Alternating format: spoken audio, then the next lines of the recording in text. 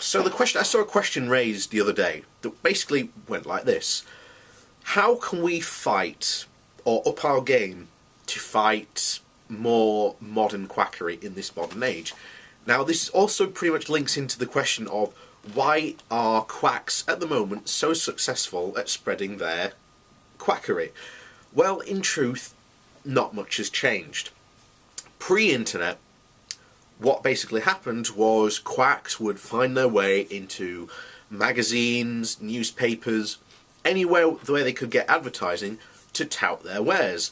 Now, back in those days, people would see those adverts. They wouldn't be very effective. However, people would look at them. They might find out more information. They might send off for this information pack they might be offering. So that was the old traditional route. Nowadays, you have the internet. And the internet is full of information. Some of it right, some of it wrong. That is literally how you sum up the internet. So what has essentially happened is that quacks these days have essentially tried to really pitch themselves as if they are the right information.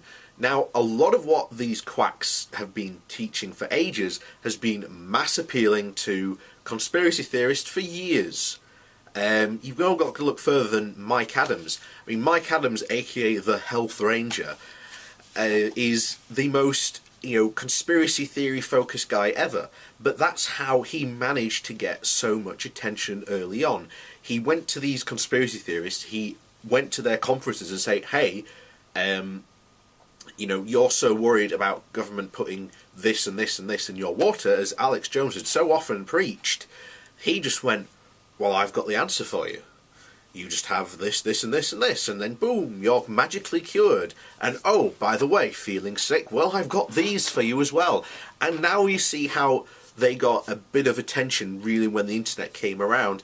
And then you had the advent of social media. And social media is incredibly good and easy to market to. If you talk to someone who is a social media expert, they will basically tell you this. Most people, when they see a link or an article, they will read the headline, and about 60 or 70% of the time, they will just share that particular item. If it's from a blog post, they will just share it without reading the article. So if it's like magnificent cure for Alzheimer's, cancer, whatever, you name it, then people will share it without even thinking about where the links come from or what the article actually has to say. Now, of course, this again leads on to people reading the articles, being, convinced and falling into the whole trap, because this is what really alternative, these people are trying to do. They're trying to trap you into thinking that your doctors are out to get you, that Big Pharma is controlling everything, and that there is this secret cabal that is orchestrating this massive, propaganda campaign against, natural medicine. It could be further from the truth, though. But that's what they're trying to convince you of. Because if they convince you of that, then you'll spend money on them. And at the end of the day, that is what they want to do. They want to convince you that it's good for you to, that it's right for you to spend money on them, rather than going to a doctor or someone who is actually properly medical trained to get treatment. And what do? They do the oldest tactic in history.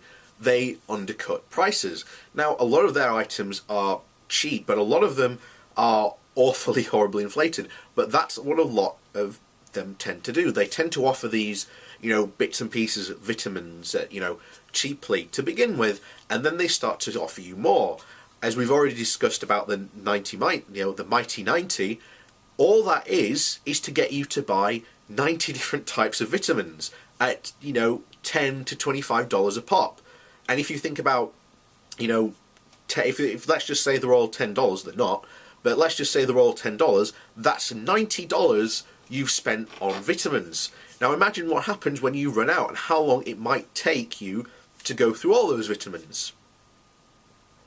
You are possibly looking at just about, let's be kind, and let's just say every other month that you might be having to spend $90 on a new set of vitamins.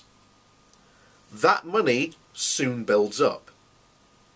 And it is by convincing you that they are somehow cheaper and that their products are somehow better in God knows what way, that's how they get you on. And once you start buying it, well, you know, if I went to a doctor, it'd be so much more expensive. But they end up spending, you know, as the example I've just given, you know, $90, you know, every other month. That soon adds up. And of course, they've achieved their goal. You've got them to spend money. And then their best part is once you've fallen for that con, when you go back to them, they can go, well, I've got this other expensive treatment, you know, that can cost, you know, $700 odd plus dollars. So of course you're going to believe them when they suddenly spring that on you. But that's how alternative medicine works. It's a trap, and once you're in that trap, a lot of people find it very hard to leave or even get out. Most of them never get out, most of them die. But that's what happens. And how can we, in this, you know, modern day age, fight against alternative medicine? Well, the simple thing is we beat them at their own game. You throw out, you know, there are all sorts of memes out there on like the pro science boards all about these guys. Share them. Someone might see them and think, actually, they've got a point. Because if people see something being ridiculed or made fun of, then they're more likely to be skeptical of it. They are less likely to accept the arguments of it. So do that. Share memes and, you know, that. The second thing is share, like Quackwatch on Facebook. And when you see their posts, share their posts about, you know, the dangers of, you know, quack medicine. Because they're one of the only few websites that, you know, that log cases of quacks and what's been going on in those cases. And there's a lot of, you know, frightening stuff that's going on. They've got I think the section is called Quack Files, which documents all the publicly available information of when these quacks have been taken to trial and what's happened. And it's terrifying. But, you know, you should share those, because then someone might go, well, hang on, I'm seeing a doctor who's giving me the same thing. Maybe I should, you know, stop seeing them. But there you go. So the best way to fight them is at their own game. At the end of the day, you know, share blog posts, share, you know, memes, videos, whatever you name it. Share those out there, because then that will get people thinking. Now, I know there's a group of people at sections, I've had them all the time in my comment sections. You're never going to convince them at all that they have been conned.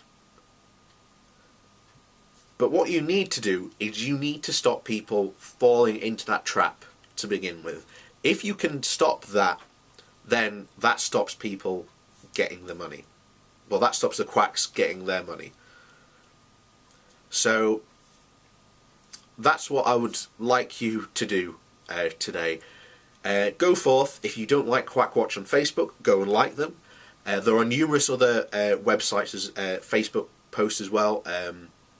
There's one about Black Salve is dangerous, I think it's called. You could follow my Facebook group, the Quack Hunter. There's the Stop the Anti-Vax Network.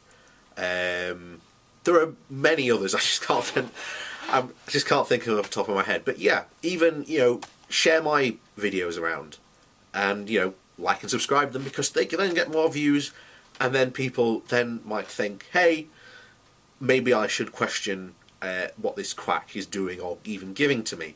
So, thank you very much, ladies and gentlemen, for listening to me today.